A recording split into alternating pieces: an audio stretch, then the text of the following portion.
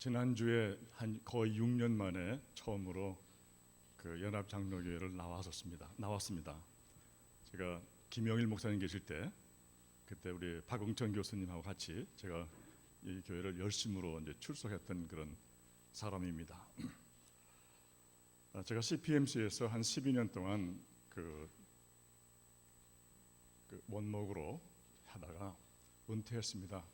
은퇴해서 한 10개월 동안은 제가 안식원로 잡겠다 해가지고 그 10개월 동안 제가 그 리플렉션, 리서치, 리프레임 해가지고서 내가 그 동안의 나의 목회를 병원 목회, 이 목회를 한번 리플렉션 해보겠다.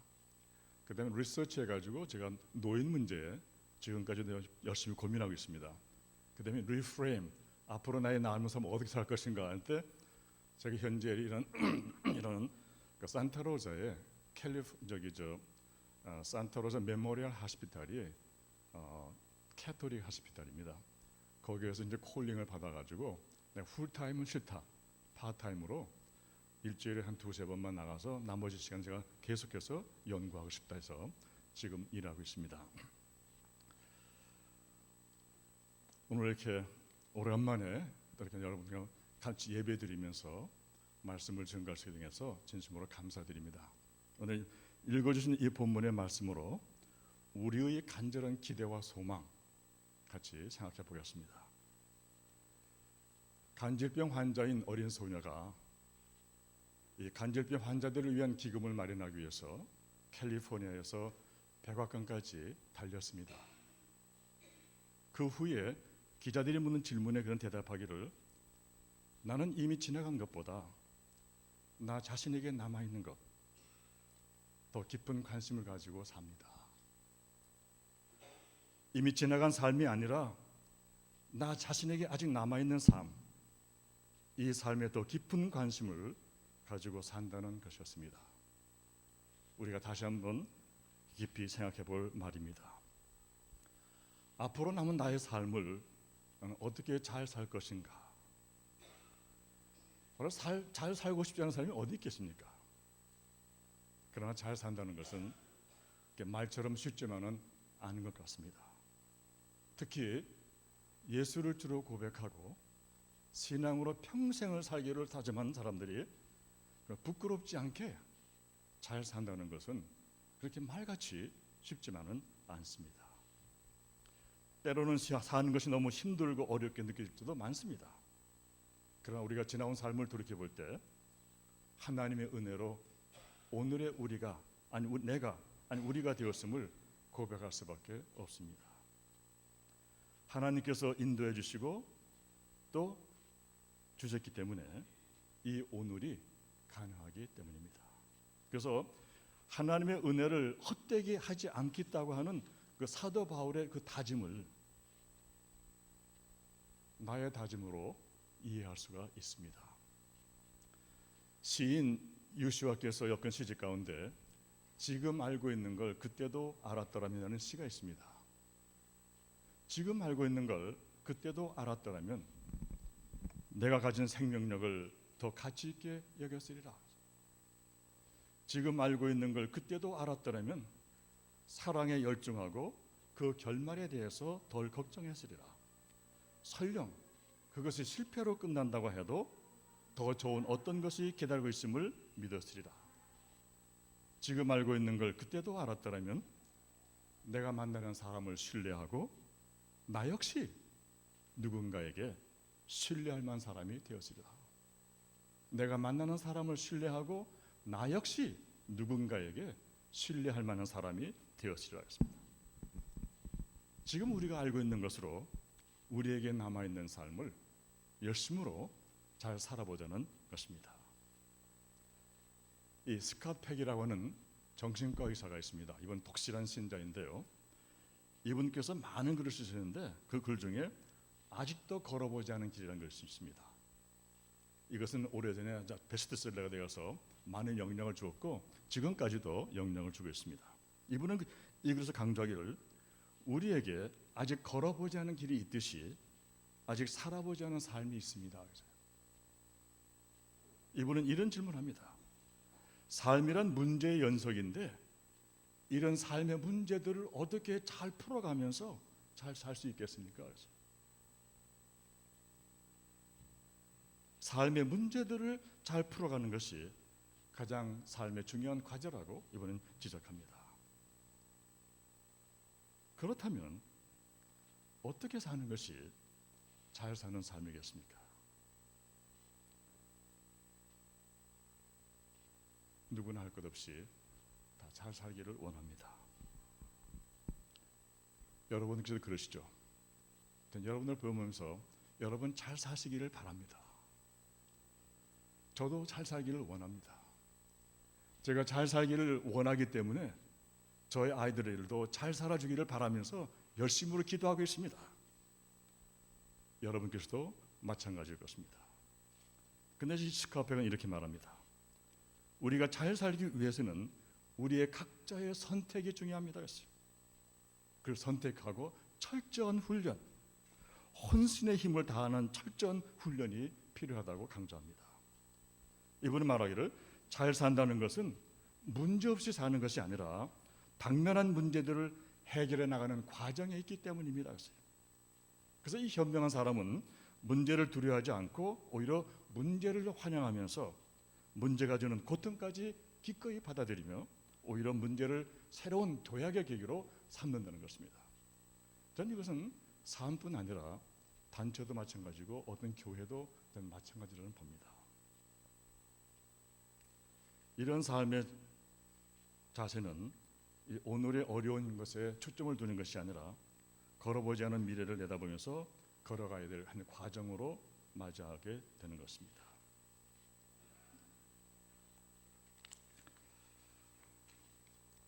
저는 병원에서 일하면서요, 제가 많은 것을 배웁니다. 제가 환자분들한테 고맙습니다, 저에게 가르쳐서 고맙습니다 하고, 그분들이 제가 현재 일하는 병원은 11조 하는 병원입니다. 인컴의 10분의 1을 띄어가지고서 어려운 가난한 사람들을 돕는 병원이기 때문에 어려운 사람들이 많아요. 그리고 이제 포스트 트라우마 센터이기 때문에 정말 어려운 분들이 많은데 저는 어려운 분들을 보면서 왜 이렇게 사람이 어려울까? 제가 저분들에게 어떤 희망을 줄 수 있을까 하면서 매일 고민하고 있습니다.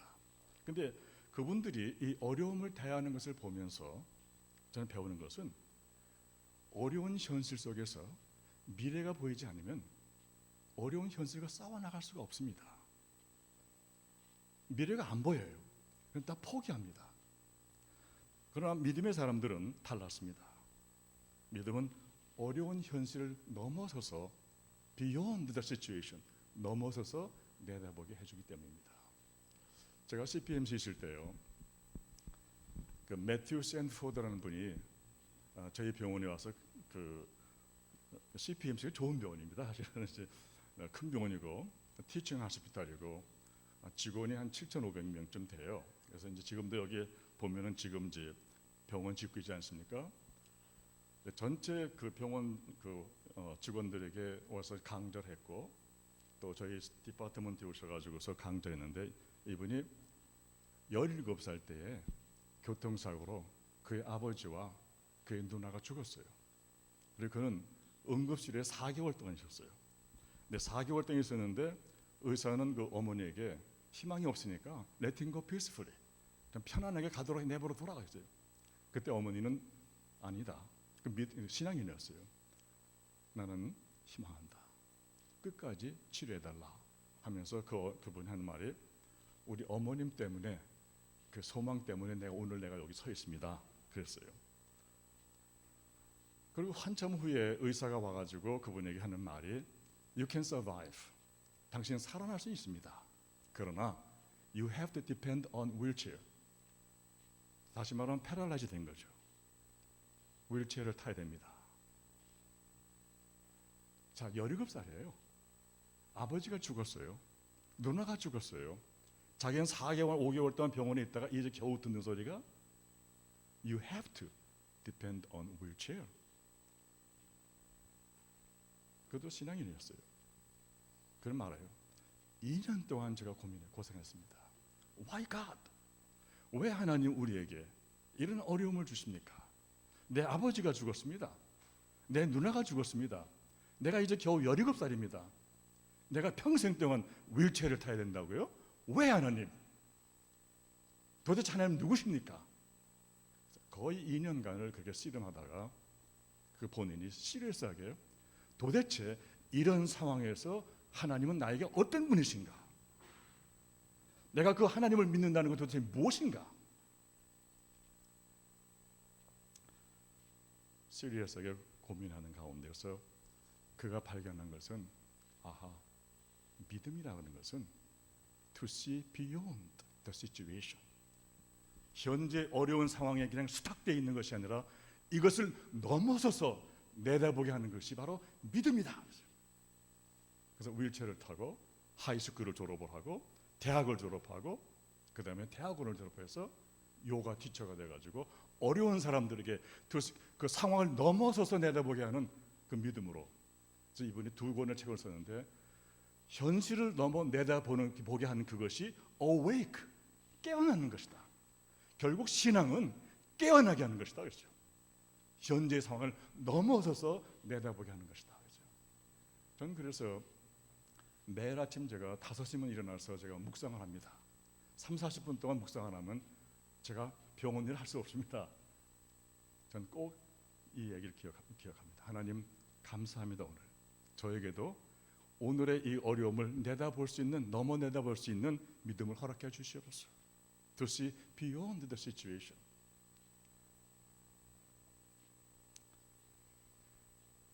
결국 믿음은요, 어려운 현실에 초점을 두는 것이 아니라 그 현실을 넘어 내다보면서 걸어가게 해줍니다.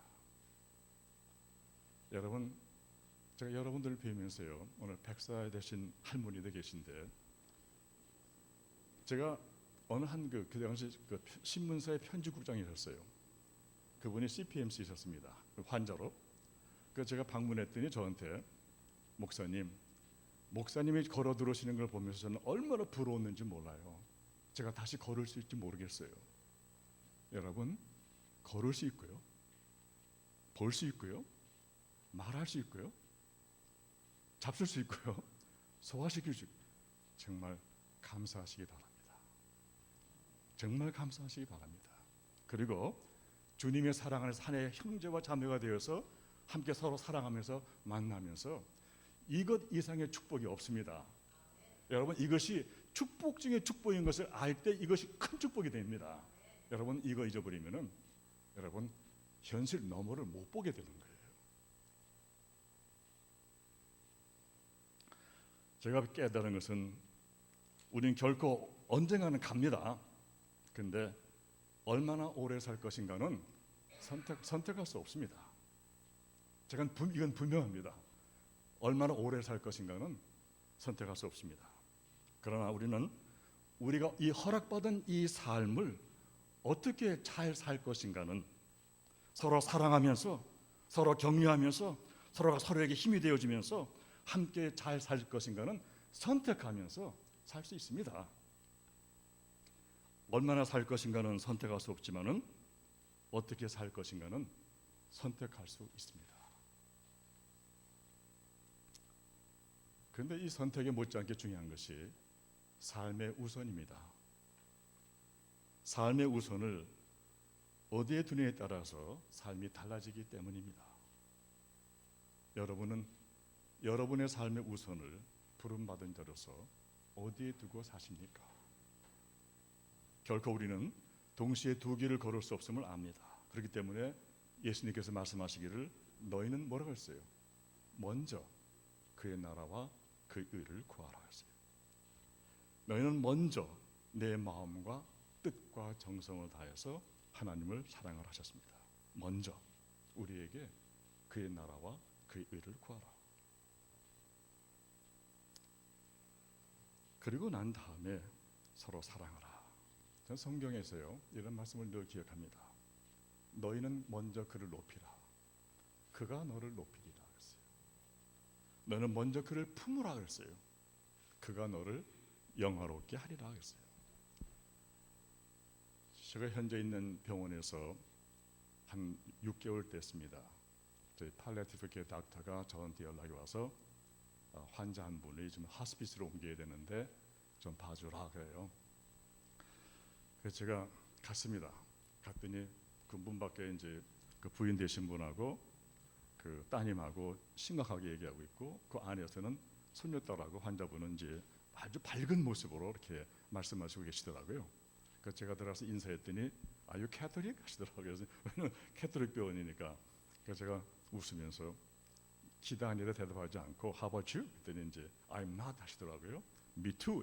이제 이러다 보니까 알고 보니까 갈보리 교회, 여기 우리 저희 교단 교회가 있습니다. 갈보리 교회인데 역사적인 교회고 아주 훌륭한 교회입니다. 사실 그 병원이 CPMC가 되기 이전에 장로 프레스비테리안 하스피탈, 그 교회를 그 병원을 세운 교회인데요. 그 교회 장로님으로 심무하시다가 은퇴하셔서 계시는 80대 되신 미국 분이십니다. 사실 그분이 뭐 세상 그당 항상 그 시리아에서 난민들 피난민들 나오고, 그다음에 이제 그 레이 카운티에서 불이 나가지고 많은 사람들 그 집 이루고 했는데 그 안타까운 마음으로 그 얘기를 하시더라고요. 제가 한참 얘기하다가 제가 그분에게 물었습니다. So how do you accept your situation? What is your hope? 현재 상황을, 어려운 상황을 어떻게 받아들이시고 희망하시는 게 뭡니까? 제가 물었습니다. 보통 환자분들한테 물으면 이제 낫기를 바라고 뭐 여러 가지 있습니다. 이분이 정색을 하시더니 저한테 My relationship with Jesus Christ, 나와 예수님과의 관계입니다. 저는 깜짝 놀랐습니다. 그래서 좀 더 자세하게 구체적으로 말씀해 줄 수 있겠느냐 했더니 The Jesus Christ died for me. I will die for him, with him. Therefore, I have eternal hope of resurrection with him. 제가 저를 한 대 치는 것 같아요. 제가 저기 요한복음 14장 1절에 있는 말씀, 예수님께서 돌아가시기 전에 제자들에게 해주신 말씀, 내가 가서 너희들이 있을 곳을 마련하고 돌아와서 I will take you to be with me. 그건 우리의 블레싱이다. 그리고 제가 좋아하는 말씀 가운데 이사야서 41장 10절에 있는 말씀, 두려워하지 말라. I am with you. 내가 너와 함께한다. 주저하지 말라. 나는 너의 하나님이다. 내가 너의 힘을 주고 너에게 도와주겠다. I will hold you. 내가 내 손을 잡아주겠다 그랬어요. 그래서 제가 그분한테 어떤 상황 속에서도 우리 하나님의 손을 잡읍시다. 하나님의 손을 잡는다는 것은 that is total trust. Whatever happens, we are in His hands. 사실 맞습니다. 여러분 찬양하고 다 하고 다 하지만은 어떤 상황에서도 여러분이 하나님의 손을 잡고 계신 것을 느끼시기 바랍니다. That is total trust. 하나님의 손을 잡을 때 우리는 음성을 들을 수 있습니다. 두려워하지 말라. I am with you. 그러시면서 제가 가족들이 있고 지금 가족들과 함께 좋은 보내야 되는 시간이니까 나에게 다시 오겠다. 그리고 기도했습니다. 기도하고서 정말 기도했습니다. 손을 잡고 정말 어떤 상황 속에서도 하나님의 손을 잡고 약속한 대로 그 소망을 가지고 살 수 있도록, 맞이할 수 있도록 도와주십시오. 제가 눈을 딱 뜨고 기도하는데 얼굴색이 확 달라지는 거예요. 강원이 들어왔습니다. What happened? He's dying. What? 그 다음 간호인이 들어오더니 He died. 만약에 그분이 아주 아프신 분이 보였더라면 그게 당연한데 그렇게 혈색이 정말 좋고 이렇게 세상 염려 다 하시던 분이 그렇게 돌아갔을 수가 없었어요. 그 후에 가족들이 들어왔습니다. 제가 그 얘기를 했습니다. 그 따님 하는 소리가 따님이 Thank you, Lord. He was not alone. He is not alone. 여러분, 그게 신앙입니다. 예수님은 전에도 계셨고 지금도 계시고 앞으로도 우리와 함께 계실 분이십니다. He is not alone. 저는 그분을 보면서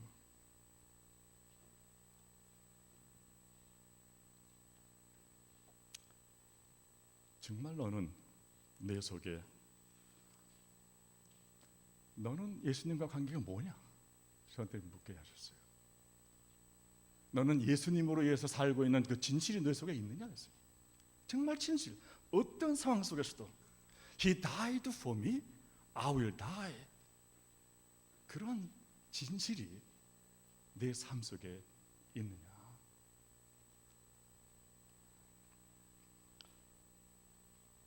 바울은 예수님을 믿고 그분을 증거한다는 단 한 가지 이유로 감옥에 갇혀 있었습니다.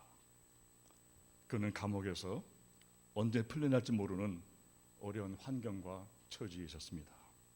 그런데 바울은 감옥에서 풀려나는 것이 그의 우선이 아니었습니다.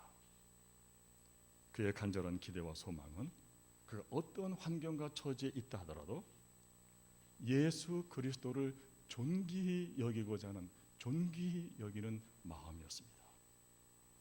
나를 위한 그분의 십자가의 고통과 죽으심을 헛되게 하지 않겠다고 하는 그런 마음이었습니다. 나는 이미 그리스도와 함께 죽은 자입니다. 이제 내가 사는 것은 내가 아니라 내 안에서 살아계시는 예수 그리스도로 말미암아 살고 있기 때문입니다. 나는 이 주님의 사랑과 은혜를 헛되게 하면서까지 살고 싶지는 않다는 것입니다. 나의 간절한 기대와 소망은 내가 어떤 상황 속에 있든지 나를 위해서 십자가에 죽으신 예수 그리스도를 존귀하게 여기면서, 저는 이것을 예수님을 존귀하게 여기기 때문에 자기 자신을 존귀하게 여길 수가 있는 것입니다. 결국 예수님을 존귀하게 여기는 그 마음은 어떤 환경과 처지에서도 거기에 사로잡히지 않습니다. 그 환경을 넘어서서 내다보게 해주기 때문입니다. 이 어령 씨는 70이 넘어가지고 기독교인 세례받고 기독교인 되었죠. 그 다음에 그는 지성에서 영성으로 하는 글을 썼습니다. 그래서 그는 고백하기를, 영성의 세계는 이해하거나 설명될 수 있는 것이 아닙니다. 자기 절망을 계기로 영성의 세계로 던져 넣어지는 것입니다. 저는 이것은 토탈 트러스트라고 봅니다. 더 이상 묻지 않고 그 세계로 던져지는 것입니다. 영성의 세계로 던져 넣어져 새롭게 씻겨지는 것이라고 그는 고백했습니다. 영성의 세계로 던져 넣어져 새롭게 씻겨져가는 사람, 나의 뜻이 아니라 하나님의 뜻으로 새롭게 씻겨져가는 사람들이 바로 여러분과 저입니다. 여러분과 저는 예수 그리스도와 함께 죽은 사람들로서 계속해서 씻겨져가는 사람들입니다.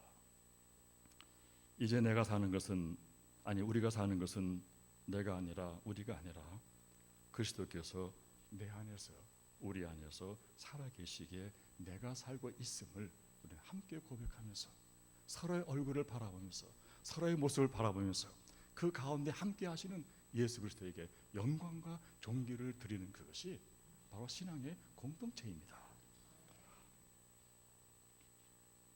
여러분의 기대와 성장한 소망이 어떤 상황 속에서도 예수님을 존귀하게 여기고자 하는 그 마음으로 내가 어떤 상황 속에 있든지 바로 내 자신을 존귀하게 여길 수 있는 그런 성숙한 기독교인이 되기를 저는 바랍니다. 정말 자신 있게 어디 가든지, 왜? 예수님이 나와 함께 하시고 나는 그를 존귀하게 여기기 때문에, 그분이 나를 존귀하게 받아주기 때문에 나도 나를 존귀하게 받아주는 그런 성숙한 기독교인이 되기를 전 바랍니다. 그러기 위해서는 우리는 우리 자신을 부단히 갈고 닦는 자기 성찰이 필요합니다. 하루하루 우리 자신의 삶을 검증하고 평가해보는 영적인 수련, 그리스도의 사람으로서 우리 자신의 모습을 정직하게 다듬어가는 영적인 진정성, 이와 같이 우리에겐 부단한 자기 성찰의 그런 시간이 정말 필요합니다. 이러한 과정 속에서 우리는 주님의 음성을 들을 수 있습니다. 또 우리의 손을 잡아주시는 주님의 손길을 느낄 수 있습니다. 주저하지 말라, 내가 너와 함께 한다 그러죠. 내가 내게 능력을 주겠다 그러죠. 바로 내게 능치 못할 일이 없게 하겠다고 하는 그 음성을 듣고 그 손을 잡을 수 있기를 바랍니다. 이 시간 우리가 다 함께 한번 점검해보고 확실하게 한번 확인해 보시기 바랍니다. 그리스도의 사람으로서 우리의 간절한 기대와 소망이 무엇인가? 바울은 말합니다. 난 죽으나 사나 예수 그리스도가 내 생의 전부입니다. 나의 간절한 기대와 소망은 내가 어떤 상황 속에 있든지 전에도 그랬듯이 부끄러우지 않고 늘 그랬듯이 용기를 가지고 예수 그리스도를 존귀하게 여기는 것입니다. 저는 여러분의 연합장로교회가 예수 그리스도를 존귀히 여기는 교회임을 계속해서 믿고 싶습니다. 여러분의 교회를 바라보는 사람들이 이 속에 살아계시는 예수 그리스도를 바라보면서 여러분들이 존귀하게 여기시는 예수님, 그렇기 때문에 여러분 스스로도 이 교회가 한 분 한 분들의 그 일로 인해서 이 연합장로교회도 존귀하게 주님을 존귀하게 여기는 그런 생명이 있는 다른 사람들의 삶을 밝혀주는 그런 살아있는 그런 교회가 되기를 저는 바랍니다. 또 그렇게 될 줄 믿습니다. 기도하시겠습니다.